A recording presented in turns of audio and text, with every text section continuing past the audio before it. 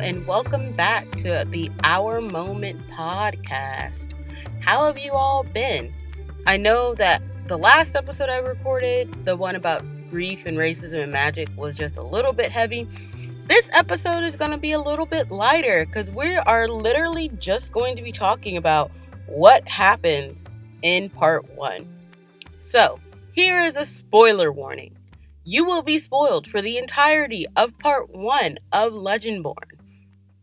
If you don't want that to happen, I suggest you go read the book. If you kind of want to keep up with this podcast and don't really want to read the book, this is your warning. I guarantee you that even if you do get spoiled, the book is worth it to read regardless. Like, that is my 100% unbiased guarantee, except it's probably a little bit biased. So yeah, no, that is your little rambly intro to Our Moment. And what we're about to do today is break down part 1. So, you guys have all heard the prologue if you've gotten this far, because on episode 1 I did read the prologue, but a rehash of the prologue, we meet Bree in a hospital room, and her mother is dying, and there's a cop there as well, and he's kind of got like something fuzzy going on with her, like with her eyes whenever she looks at the cops, and she's like, okay, this is weird, but she doesn't register it because of course she won't register it. Like, her mom is about to die. She's not really paying that much attention to that. So that's what we get in the prologue, and that's how we get an introduction to Bree. Well, part 1 takes place 3 months later, and part 1 is titled Order. And what part, like, we have the prologue that tells us about Bree, but it doesn't tell us too much about Bree, and then we get part 1 Order. And some setup, Brianna is attending University of North Carolina, Chapel Hill early. She's 16 years old, and she's attending it early as part of the Carolina First Years program, the early college.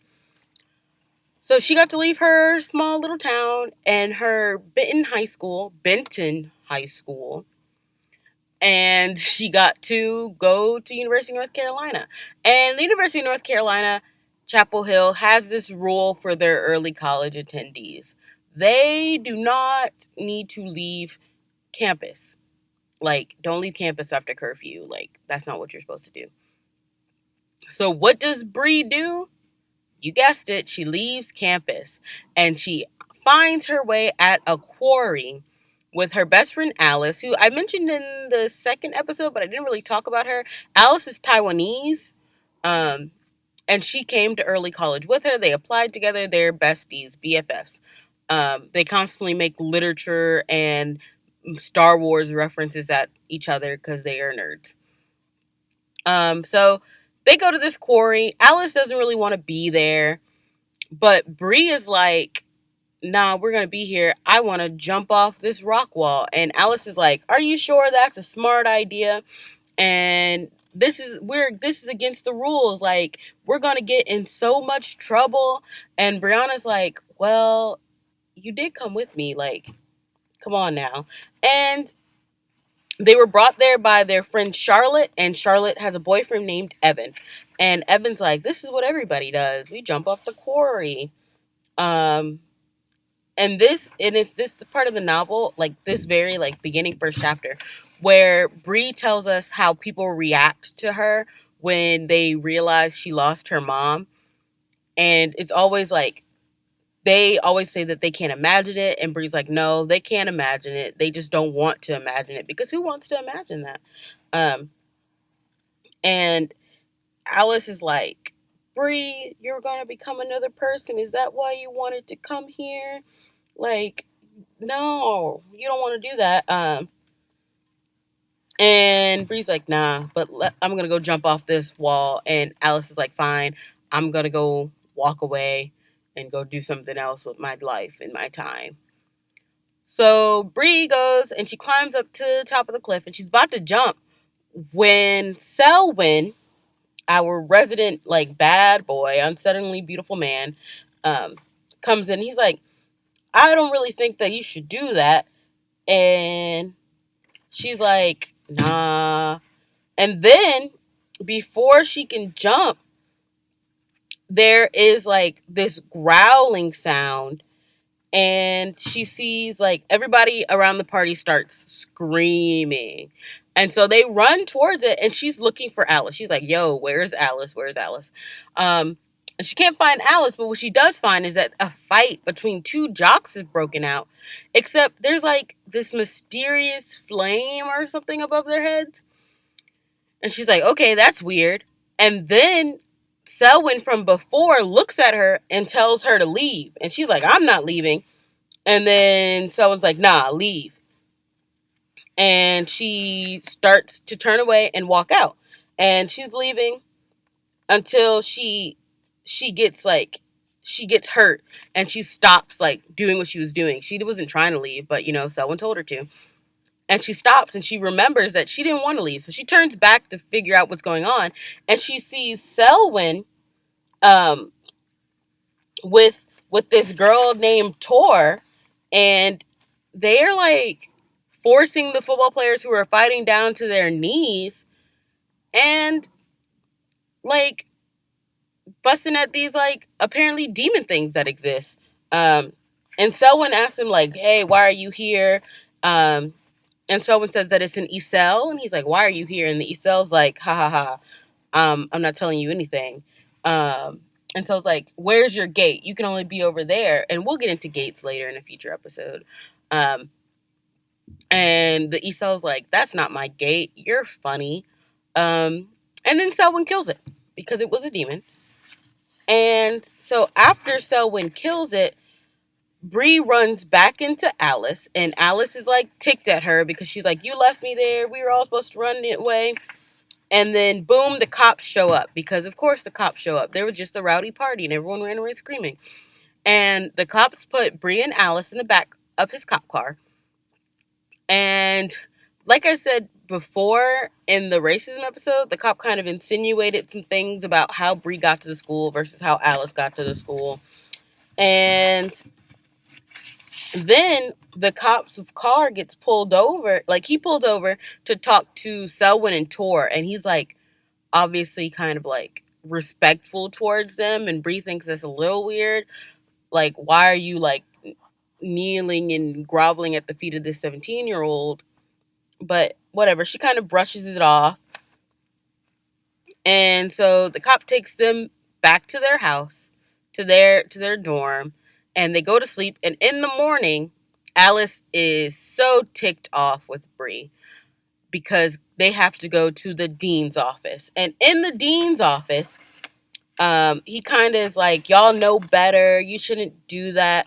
Alice gets even more mad at Bree, and Bree tries to like take the fall and be like, "Oh no, I convinced her to do this. Like, I told her to come with me." And the dean is like, if Alice can't make up her own mind to do things, then maybe she shouldn't be at early college in the first place. And Alice is stressed out, like, we could have gotten expelled.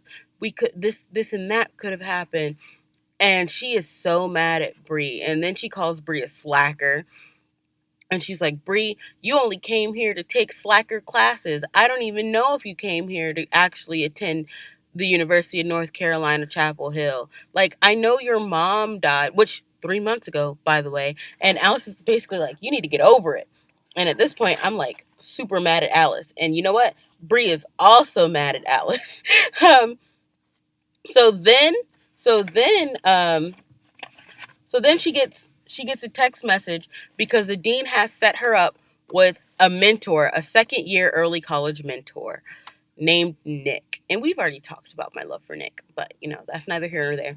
And Nick is like, "Come on, I need to meet you. We need to like, when's your first class or whatever?" And she's like ignoring him. And then she gets a call from her dad, and her dad doesn't know what happened with the dean just yet. And she's not trying to tell him. And he's basically just calling in to check in on her. And he's like, "Hey, how's it? You met any other black kids yet?" And she's like, "No, not yet. I haven't met any of them yet."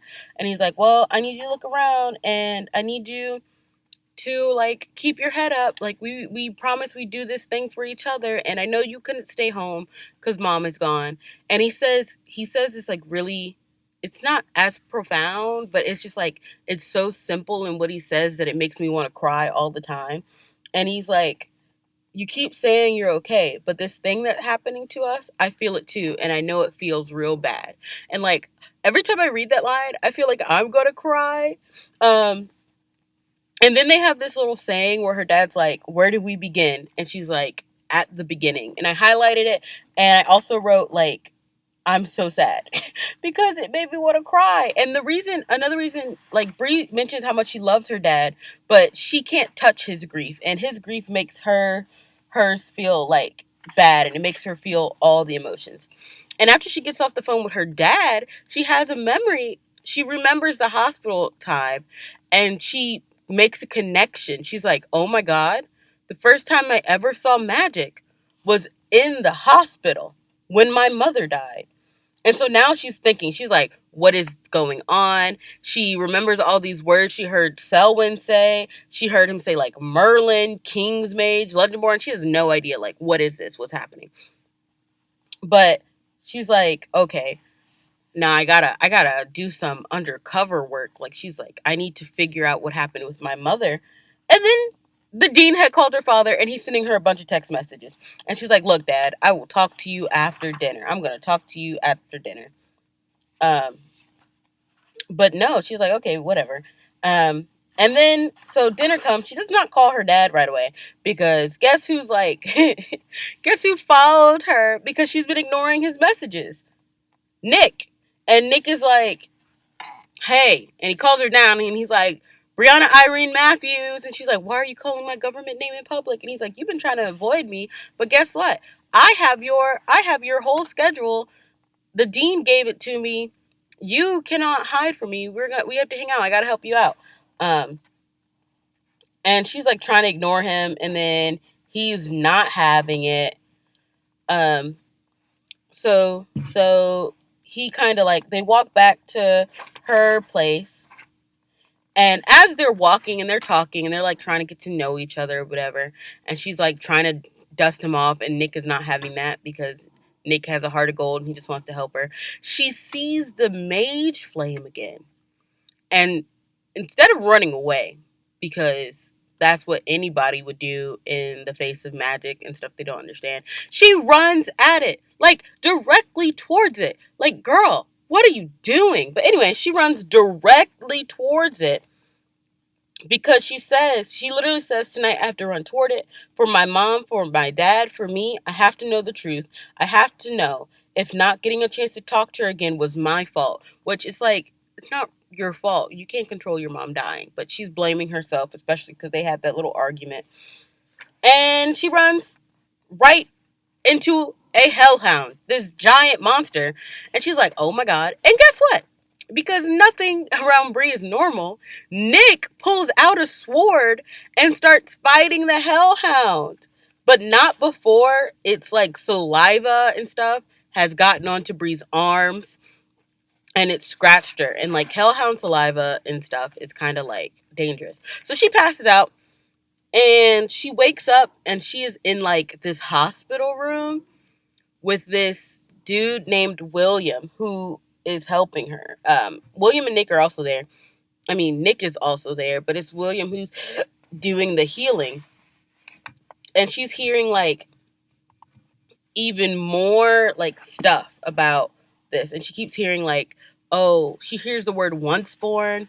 And so Nick is like, yo, who is this? And he's like, are you a page who's coming to test me? Like, did the Northern chapter send you here?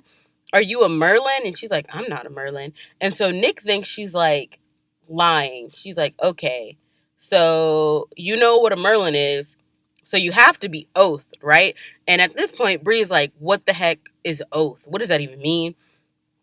And he's like, are you here to evaluate me? And so she's just like, I'm not going to say anything. And Nick is like, oh, so you are testing me. Okay, I get it. And he's like, well, first of all, that was a hellhound.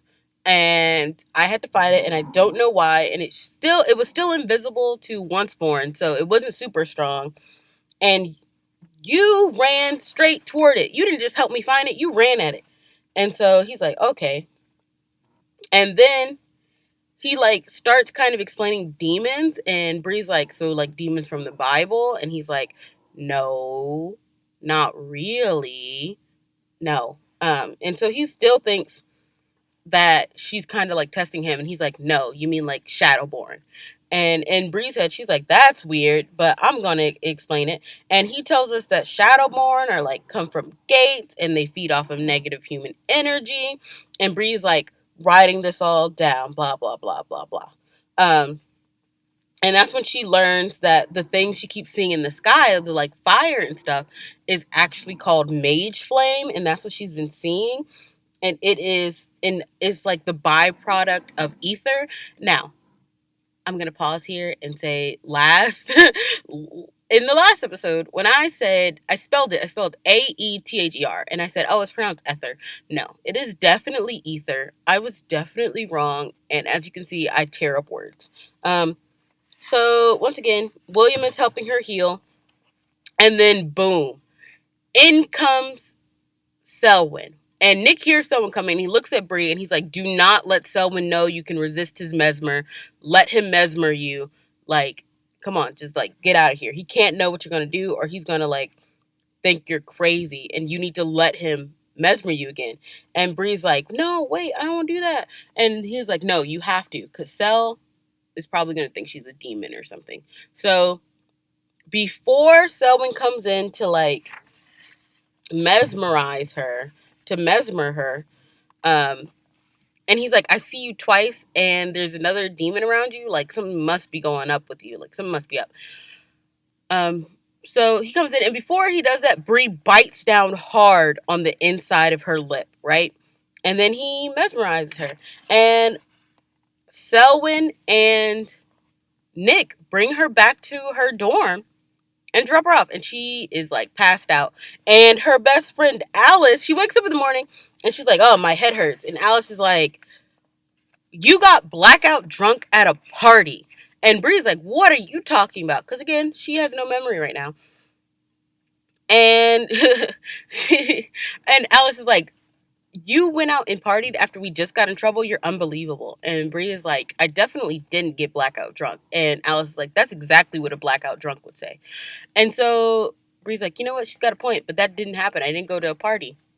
And so she goes to the bathroom and she goes to like brush her teeth, and she lets out a huge, like a scream, because she's got blood all in her mouth. And after that scream, she's like, oh my God, I just remembered everything. Like, she touches the lip where the pain was and she remembers everything. And she's like, well, I need to find Nick. So she literally like jumps into Nick's genetics class, and he's like, she's waiting for him there, and she sits with him and they start doing work. And Nick doesn't remember genetics all that well, so he's kind of struggling. And she basically shows him up, because let me tell you, my girl Bree is a genius. She legitimately is a genius. So she's like helping him out, and she's like, oh, you know, DNA does this and a bunch of stuff that I'm gonna be honest with y'all, I don't remember from when I took DNA in high school. So Bree was real smart to me as well. So she's with Nick in his class, and she's like trying to convince him to tell her more. She's like, I remember everything. And Nick is like, why are you doing this to me? Like, come on now, why are you doing this to me? And she's like, I have so many questions and you need to answer them. And then her dad calls her after the class, and her dad is like, dude, you need to like take care of business, or I'm gonna take you home. And Bree's like, no, don't do that, please, Dad. Like, no. And he's like, okay, but you have to promise me you'll take care of business. She makes promises she will. I'm sorry, that was gross. Anyway, so she promises she'll take care of business. And then Nick, like, it's gone. And she's like, you know what? I need to make my way back to the house. Nick has to tell me everything. I need to know everything. So she gets to the house. And she's like, oh, wow, this is like this huge mansion. And remember in the last episode, I talked about, when I was talking about racism, I mentioned like what it's like being black in the South. And again, when she gets to this house and she gets to the big, like, area, it's called the lodge. She's like, I can tell that it was built not with me in mind, right? And she's like, well, this is some King Arthur stuff going on. So you know what? Let me I need to infiltrate the Order's house. So she's there. She's like, it's not built with me in mind, but she's gonna burst through anyway. And she knocks on the door, and this girl opens the door. Her name is Sarah, and she's like, hey, I'm Bree. Nick told me to meet him here. And Sarah's like, oh yeah, of course, I'll help you. Yeah, come in. And she's so excited, and everybody, and by everybody I mean like me and the other people I'm reading this book with, and like the authors are like, what is she so excited for? Like, why is it so cool that Nick invited somebody to be there? And so she like walks in and she sits around. She's like, "Oh, it's nice to meet everybody." She's like putting on a face because I don't really think she believes it. She's like, "Yeah, it's just so nice to be here. Yeah, I'm just waiting on Nick." And then Nick walks in. Nick is like, "What are you doing here? Like, what actually is happening?" And then Bree looks at Nick and they go into like this private area, and she's like, "Nick, my mom died 3 months ago, and I think a Merlin had something to do with it." And she says, I just have to know what happened and why he hid it from us. And I need your help, because she's like, the Merlin mesmerized me. I need to know why. And you're the only person that can help me. And Nick is like, okay, you know what? I will help you. Nick has, there's like, every time he looks at her, he sees like something in her. Like, he always has this look of hope, especially when she mentions that she can resist mesmers and like whatever Merlins can do, she can kind of like attempt to resist it. And so he's like, okay, but there's things you need to know about the Merlins. They're like these super soldiers, and they are trained from birth. They're assigned to posts, and they go on missions to hunt rogue, like Shadowborn, the demons, and keep onceborns safe, which are the basic humans. Like me and you would be considered onceborns, and close like gates and like all these missions. She was like, what if my mom was a mission? And he's like, I don't know. I couldn't tell you. It doesn't really make any sense. He's like, we try to keep the secret from onceborns, or else there'll be like a bunch of panic. Because could you imagine if we all just find out like demons are real and they're trying to kill us or whatever? And she's like, well, would a Merlin kill somebody? And Nick is like, he doesn't say anything at first. And then he goes like, I don't know. And she's like, don't lie to me. And he's like, I don't lie. And then she's like, would they kill somebody? And she's like, um, yeah, they would. And then Bree is all up in arms. She's like, you need to go talk to the regents. And the regents are the people who are over the knights of the round table order, the order of the round table. And he's like, I can't do that. Yeah, I'm a Legendborn, but I can't do that really. And she's like, well, I'll become a Legendborn too. And he's like, I don't think that's how that works. And she's like, is it just because I'm not in this club? Is that why I can't talk to them? And she's like, you have to like help me. You have to help me. Like, I know the order is like the secret society. I need to become a part of it. And he's like, listen, the order's got this super strict hierarchy, and you can't really just pop into that. And so then Bree's like, so why was Sarah so happy to see me when I said you'd invited me? And Nick is like looking all like nervous or whatever. And she's like, well, why was she so happy to see me? Like, what was up? And Nick's like, she thinks you're my page. I mean, she thinks that you're my sponsor. And Nick is like, no, no, no, no, no, no, no. We're not recruiting. And then he's like, no. And he keeps telling her no. And then she's like, no, I'm coming. And Nick is like, if I bring you in, you'll be a page, and you'll have to compete against other pages to become a Legendborn. And Bree's like, yeah, I'm going to do that. I will. And then Bree knows that Nick's family founded the order. Like, Nicholas Davis, the Davis men have been a part of it since the jump. So she's like, well, you're a legacy. You'll help me. And he's like, I rejected my legacy. I don't even want to be here. Like, this is so serious right now. I don't want to be here. And she's like, well, I'm being pushy. And he's like, whatever, fine. And so he gives in because Bree is pushy. And then like part of the reason he gives in is because Bree says, the last words I said to my mother were in anger.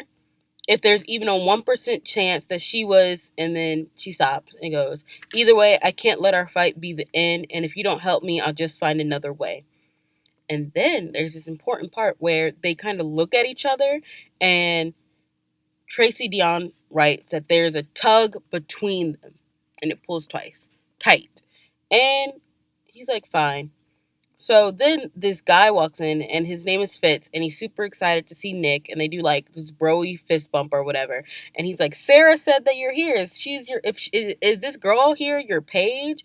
And Nick is like, yeah, Fitz, she's my page. And that's the end of part 1. Now, part 1 was called Order. Part 2 is called Discord. I closed the book because I thought it would sound nice. Tell me if that sounded nice. But no, we have, like, I like to say there's a lot going on in part 1, but it's more like we're getting a lot of setup. And there's a lot of like new words being thrown at us, but in part 2 we get so much. Like, it goes, like, if part 1 is a steady build, part 2 just takes off running. Like, we learn so much so quickly, but the way it's done is kind of expertly, in my opinion. Like, oh my gosh, she's kind of a genius for that. She's kind of insane for that. Tracy Dion, you nutcase. Actually, you absolute mad woman genius type level, like, exposition dumping. But no, so like in the next episode, I am going to talk about a lot of the new words we learn and a lot of the words we do know. So like the words like Legendborn, Shadowborn, Once Born, all this new terminology that we'll get in part 2, and we'll be talking about that. But thank you for getting all the way to episode 4. Thank you for listening to me as I talk about, like, we basically just were huge spoiler territory. Like I just basically, I did just spoil the entirety of part 1. So thanks for listening to me that. I really hope you guys decided to read the book. Or if you just want me to break it down forever, I will. I enjoy that. But yes, so in this next episode, we will be talking about part 2, and we'll be talking about the different terminologies we learn and how this world is being built and how this magic and such runs. I think that will be a fun episode, personally. I plan on it being a little fun, you know, give us a little pizzazz. But no, leave a comment. I think also that I will have a little bit of an interlude episode. So before we get into part 2, I am considering doing a little October episode. I think I may want to read out some 2-sentence horror stories for an episode, just to give us into like that scary, spooky mood. And then we'll talk about part 2.